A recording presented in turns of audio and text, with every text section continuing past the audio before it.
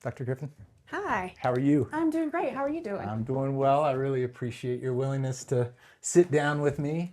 I always tell people that this interview series has become extremely important for our area just because I'm getting an opportunity to talk to people that are right in the middle of what this community is doing, and you were certainly on my list from the beginning. So I really wanted to come in and talk to you. And if you have a couple of minutes, we can have a seat. Yes. All right, great. So a lot of times when I start these interviews, I like to kind of know the history of everyone. And so the first thing I like to talk to them about is if you weren't raised here, born here, how did you get here and what drew you to our area? Well, I moved here from the Wake County area. And so at that point in time, I had a young child and we were being transferred, and we wanted to be in a place that was family friendly, that had plenty of activities for children, and something that was closer to my parents. So Hickory was perfect for that. And of course, that's exactly what we found. Right. Well, you got a degree in education from Chapel Hill. Yes. Right. Tar Heel fan myself. Yes. So moved to town and found yourself in a classroom. Right. Well, yes. When I first moved here, yes, I was still in the classroom. Okay. So I think it's important to watch, many of these interviews, it's the cycle of how somebody gets to their position. Right. You were in a teaching position, then you moved on to eventually being an elementary principal, middle school principal, and then went into administration, and now at superintendent. Talk to me a little bit about each one of those steps. Okay, so I still consider myself a teacher. That's the heart of our business and what we do. And if you lose sight of that, then you've lost sight of what you're trying to accomplish. So I did start my career in the classroom. When we moved here, I had the opportunity to work in the nonprofit sector in the city of Hickory. So I left the classroom and worked for the Patrick Beaver Learning Resource Center. And that was really good for me because I learned how generous this community is. I learned about all the great community partnerships, and that's how I learned about Hickory City Schools. And so there was a job working as an instructional coach in Hickory City. One of my board members worked here in this office and asked me if I would be interested in applying. And so that's how I ended up working in this building. Gotcha. And I served all the schools, and that role evolved. And then I went back to get my administrator's license just to have a little street cred with my principals. Ended up a principal, which is not what I ever thought I would do.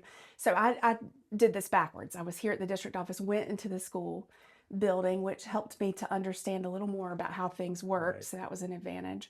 And then went from Oakwood Elementary to Grandview Middle School. Mm-hmm. And then I spent a couple years in Catawba County as the middle school director. Middle school is my first love. And then back here in this role. Right. Middle school is such an interesting time. It's the best. It's the best. It is the best. So you talk about, in that change from career path to career path wasn't a straight line, which it never is for anybody. Right. But, being able to sit in your position and having sat as a teacher and as a principal and being able to make decisions with them, for them, alongside of the rest of the community, how important it is for you to know that you've sat in those positions and you can look those people in the face and say, hey, these decisions are best for our students, first of all, but best for our community. Correct. And it helps to have that perspective and understand the impact of the decisions and what it would look like at the classroom level. Now, things have changed a lot since I was in the classroom. Mm-hmm. I think the technology is certainly different. Post-COVID, the world is just different. Cell phones, things are different. So to go back in the classroom today, I would have a steep learning curve, and our teachers do an amazing job of addressing the students we have now. But I think that's what makes this journey great in this little district. This district has been good to me in terms of my own professional growth, and to lots of us around here who've been in the city of Hickory for many, many years. So I owe a lot to this district, and I feel very personally connected. My children came through the districts. They both started at pre-K at Hickory High School. They were tiny tornadoes. They both graduated from Hickory High School. Right. So I joke my youngest had 8 years at Hickory High total. but I feel very grateful for the opportunities that I've had here, and I Yeah. do certainly think it makes a difference. So, the walls, these are educational decisions that you have here, but in the community, you also have this municipality that you have to work with. You have corporate partners that are part of that as well. You have many parts of the community that you deal with. And how important is it, and how nice is it to have a community like Hickory that is invested in all those different aspects? Oh, goodness. It is one of our advantages as a small district. We have such great community support. We work well together. I think that's a unique and very positive benefit of this area. We collaborate with all kinds of folks for the benefit of our students. But that with that experience in nonprofit that I talked about, that helped me to see the amount of trust and the generosity and the collaboration that exists in this community. So we certainly leverage that. We're thankful for that. Right. But it also is a weight because we feel that trust of our community to serve our students. So we don't take that lightly. Right. One of the things that I always like to ask in any industry is, you're working not just for decisions for tomorrow, you're working towards decisions 5, 10, 15, 20 years from now. And also at a point when you leave this position, you're going to be handing it off with a plan for the next person. When you start thinking about things that not create anxiety, but things that you have to be thoughtful of, what are those things that you're considering? So there are a couple of things on my mind for the future of public education in particular. One, of course, is budget. How do we sustain what we offer? And in public school, we teach everybody. And so we have to have lots of different avenues for our students.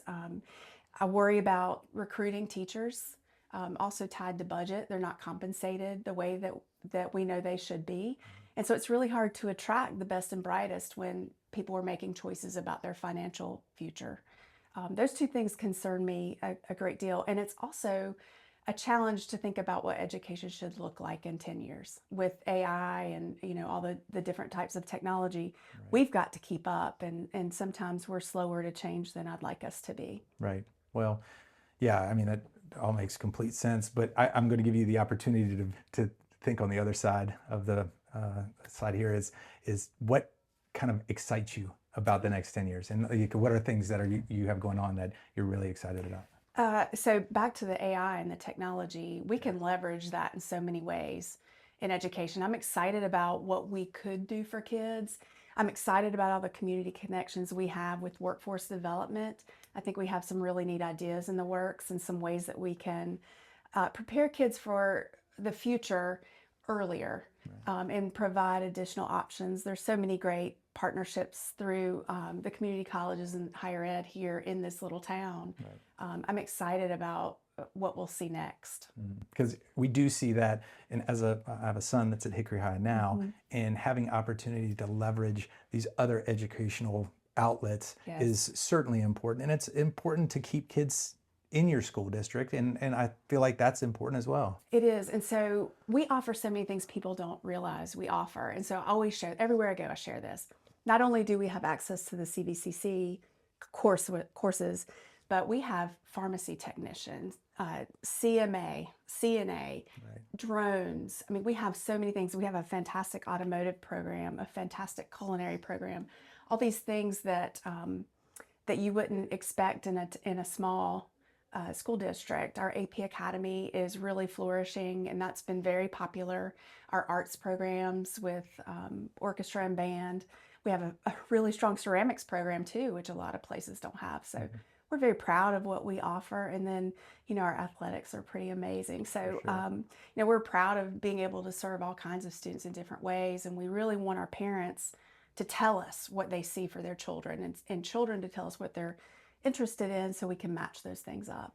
Well, my son is in Hickory Public School. He went from Viewmont to Grandview and now at Hickory High. And I think that was the best part of it, is the want to be involved. And, you have a community that is trying to be involved, and you guys are accepting of it, and you have great teachers in place and creating a great product. And so, being in a community where you can sit back and when you send your child to school that they're going to get everything that they need, and you have administration and leadership that is pushing for that is extremely nice. And that's where that's part of this interview process, is because we don't want our community to think that we're sitting here waiting for the next big thing to happen to us. We're going after it and we're striving to do it. And so, this interview series is to try to kind of open that up. And I appreciate the conversation that you're willing to Can I have. tell you the best part? Absolutely. So my favorite part of the whole year is graduation, because I get to shake the hands of all the kids, and a lot of them I know. They're my friends, my neighbors,